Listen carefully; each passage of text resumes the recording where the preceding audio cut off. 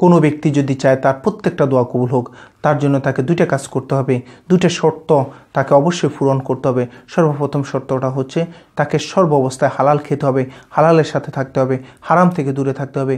2 নম্বর শর্ত হচ্ছে তাকে অবশ্যই তার মুখটাকে পবিত্র রাখতে হবে, তার মুখটাকে মিথ্যা, হিংসা, গীবত, পরনিন্দা, যত প্রকার চুগলখড়ি আছে সমস্ত কিছু থেকে তার মুখটাকে পবিত্র রাখতে হবে। সর্বপ্রথম হচ্ছে হালাল খাওয়ার সর্বপ্রথম যে কাজটা, এটা অনেক কঠিন কাজ। রাসূল সাল্লাল্লাহু আলাইহি সাল্লাম বলেন, 1 লোকমা যদি আপনি হারাম খাইছেন, সমস্ত ইবাদত বন্দেগী আপনার 40 দিন যাবত কবুল হবে না। আমরা তো খাইতে গেলে 1 লোকমা না, 1 প্লেটে 1 টুকরি নিয়ে বসি।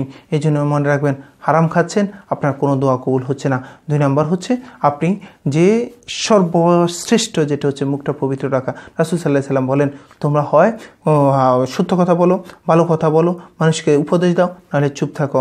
যে চুপ না থেকে তুমি মুখটা যেভাবে যাত্রেখানি চেষ্টা করতেছো, শুধু মিথ্যা, গালিগালাজ, যত চুগলখড়ি, যে হিংসা, গীবত, মানুষের অমুকের কথা তমুকের কাছে, এভাবে যেটা করতেছো, তোমার মুখটা অপবিত্র হয়ে যাচ্ছে। যে মুখটাকে পবিত্র রাখার জন্য রাসূল সাল্লাল্লাহু আলাইহি সাল্লাম বলেছেন, সেই মুখটা আমরা পবিত্র রাখতে পারতেছি না। এই জন্য 2টা যদি শর্ত আমরা ফিল আপ করতে পারি, যে 1 নম্বর হচ্ছে আমার হালাল খাদ্য,